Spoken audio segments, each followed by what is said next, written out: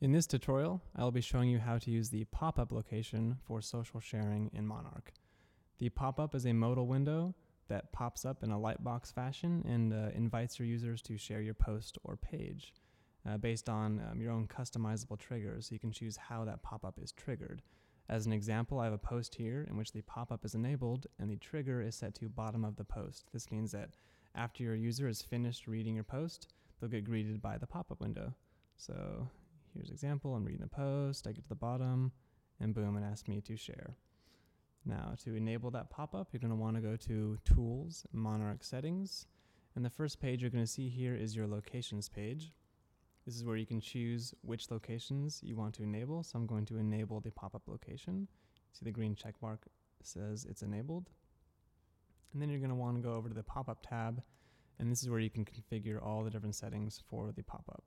You have different icon styles, different shapes. You can adjust the title and the message. You have various display settings such as icon alignment, columns. You have your various triggers, bottom of the post, page leave, automatic pop-up. You have color settings if you choose to use them, and you have your post type settings where you can choose which post types the pop-up appears on. So let's play with some of these settings and show you exactly what they do. First up is the icon style and icon shape. The icon style adjusts the animation that you see when you hover over it, and you can preview the different animations right here in the dashboard and choose the one that suits you. So let's try changing to this flip animation here. And you can also choose your icon style. You can have a square, a rounded square, or a circle. So let's try changing to the circle. And you can also adjust your title and your message. So my title says share this. You can change that to anything you want. And you can also adjust the message, or you can clear these fields to just have nothing display. So I'm going to erase the message and keep my title as tell your friends. I'm going to save, and we're going to preview that. So here's what we had before, and in our new version, we have a different title. Our message below the title has been erased. We have a circle icon layout and a different animation, different hover animation here. Going back to the settings, I'm going to switch back to my original icon style and shape. I'm going to add my message back. And then we're going to move on to the display settings. We have a lot of display settings here. The first one is the icon alignment setting. The icon alignment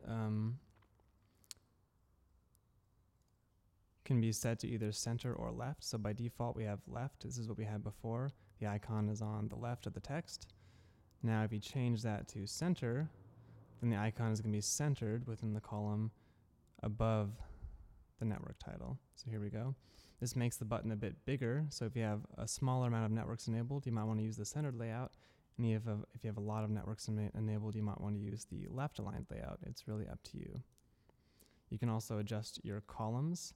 So we have 4 enabled right now. Let's try bringing it down to 3. Here we go, 3 columns. Now you might want to adjust your columns as well based on the amount of networks you have enabled. For example, I have 8 networks enabled, so having a 3x3 column layout gives me this blank space down here. It might be better for me to use a 4x2 layout.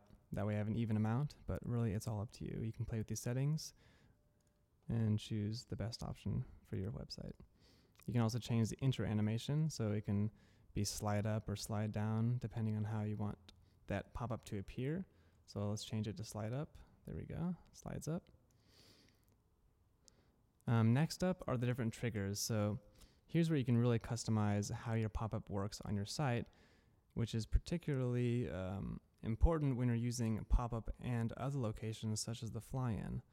So right now we have trigger at the bottom of the post enabled, which, as I mentioned before, means that the pop-up will trigger when you reach the bottom of the post in which the pop-up is enabled. But you can also use up to 3 different locations or different triggers.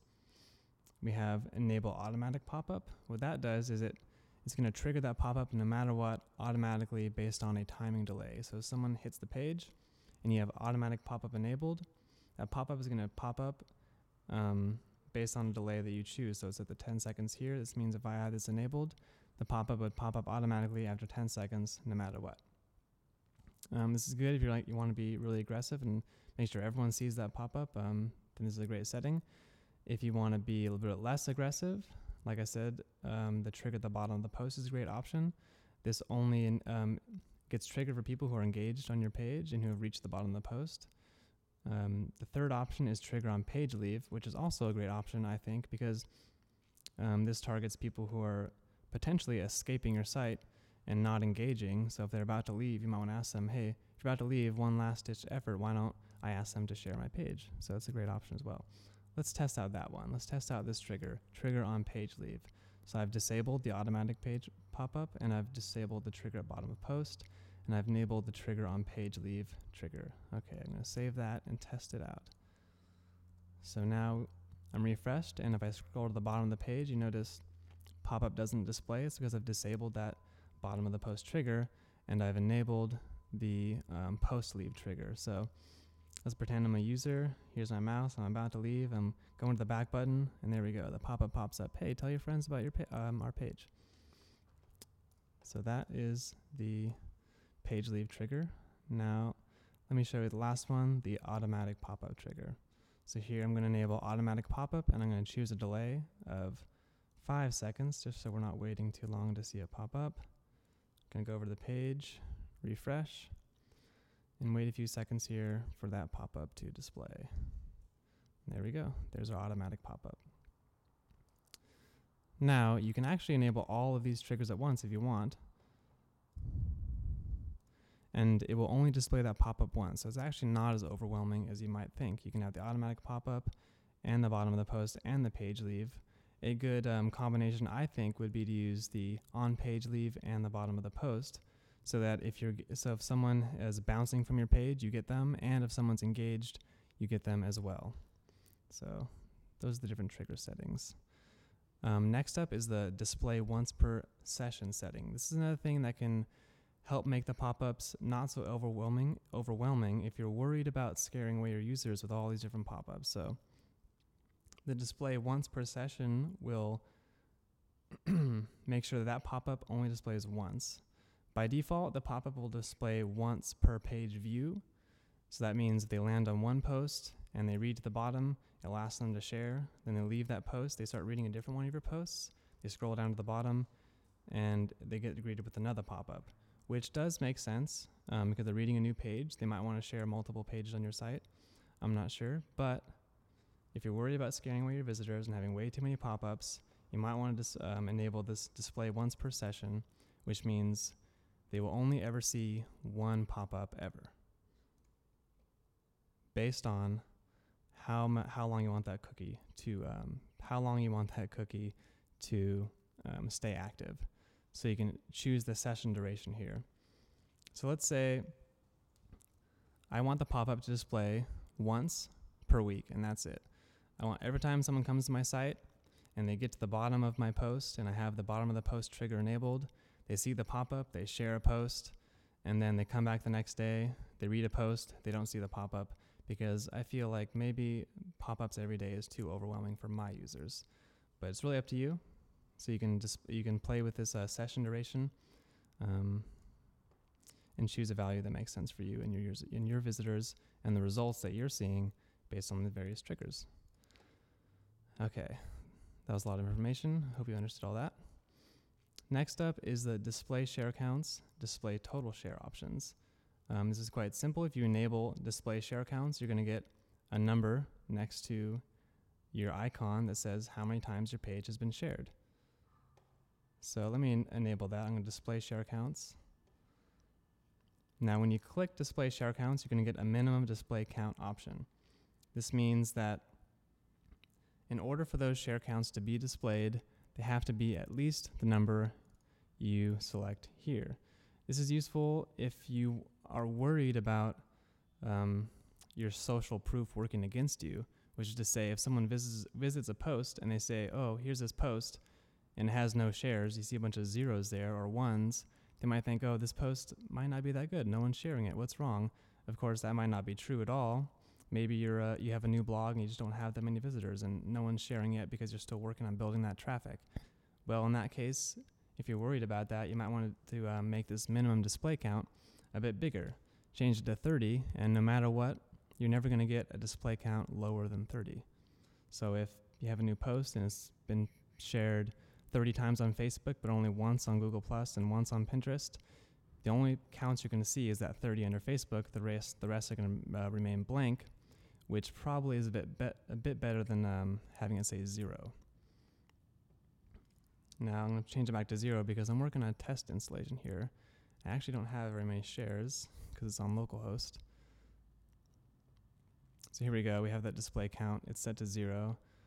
In my situation, because I don't have any shares in this post, but obviously that number would reflect the amount of shares that you have for your post.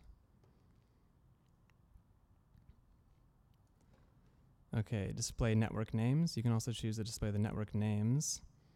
So if I have that enabled, refresh the page, the network names are going to be displayed right here below the icon or to the right of the icon, depending on which icon alignment you have enabled.